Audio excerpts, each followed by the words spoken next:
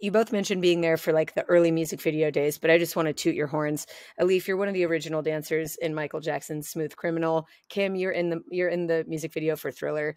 These are two of the most iconic music videos of all time. What the heck was that like? Was it like being on a movie set? Did it feel larger than life, or was this just like what you do today? So yes, I met Michael Peters. I found his classes at the Cornet Studios on La Cienega while I was still in college, actually, and it was amazing. I remember being in my living room of the apartment I shared with some other people, my roommates, and he called and said, "Are you available? I'm choreographing another video for Michael Jackson." And I always tell people, he said, "It's not a glamour gig, doll." So of course I was available. I was thrilled. And, at that time, I guess I felt like I was one of the younger ones on the set. There were people like Lorraine Fields, Michelle Simmons. I'm trying to think which part of what to tell you what it was like. But mostly I just was trying to really get the steps right, be in with everybody, be in sync with everybody else. Mm-hmm. And I was amazed at the group of people that I had been selected to be part of. Mm-hmm. And one of the things, like I said, Michael said, it's not a glamour gig. And he wanted people who could bring like feeling and personality mm-hmm. to the mix. So I was just like, I've got to get my steps right. I want to be sharp. I want to be clean. And then Michael Jackson would walk into the room. And then the whole level of professionality, of performance, of feeling would just go up notches. And mm-hmm. that was something striking both on Thriller and then later on Smooth Criminal that I noticed. He's quiet, Michael Jackson, and even shy, I would say. That was my impression of him. But to be in a room of like professionals that have all this experience, knowledge, charisma themselves, and then to realize, oh my goodness, there's like levels up. So like a palpable shift in temperature, in yes. energy, and everybody having to like, okay, now we go higher. Yeah. Palpable is a good word for it. And, and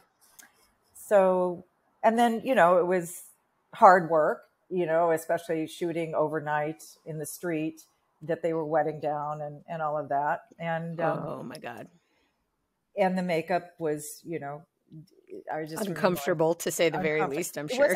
Especially after taking it off. I remember my face swelling up, and then you have to come back the next day. My face is like twice as big. And oh my God. How many days was the shoot for Thriller? The shoot was 2 days. That's what I recall. 2 days. Or 2 nights? Two nights, overnight. Yeah. And I think maybe we rehearsed for about a week, but I could be wrong. But while you were in it, did you know that this is legendary stuff right here? This is going to be forever known? No. I mean, I wasn't that wise about projecting. I just knew it was probably the biggest job at that time of that, it was definitely the biggest, it was following Beat It, which was huge. Yeah. Michael Jackson. It was set up. That was the set. And then this kind of spiked it. So that was me trying to make a sports reference. Yeah. I saw the spike. The volleyball. I tried. I knew it was huge, and that it was a huge privilege for me to be involved. I knew that. Mm-hmm. But I don't think I could imagine decades later that people would want to know about it.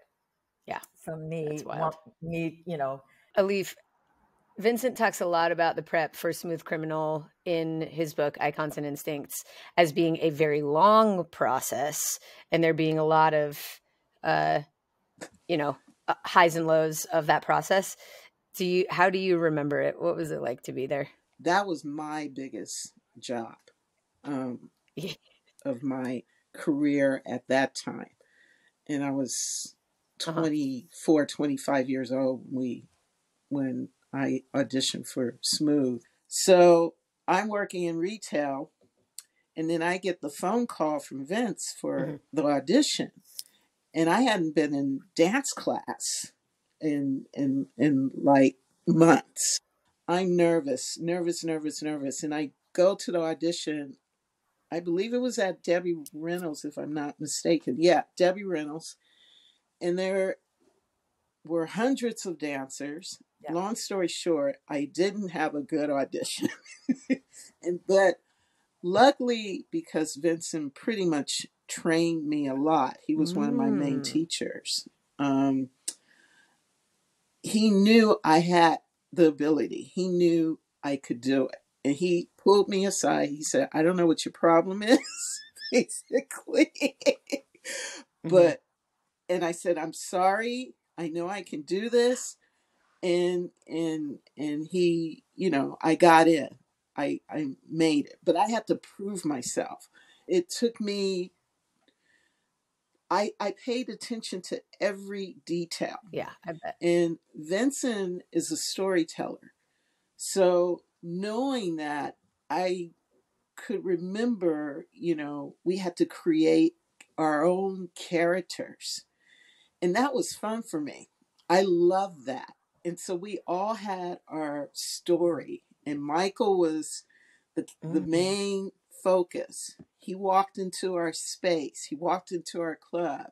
And each one of us, which is why this video visually was so amazing, because each of us, and there were 50 of us, each of us were in character.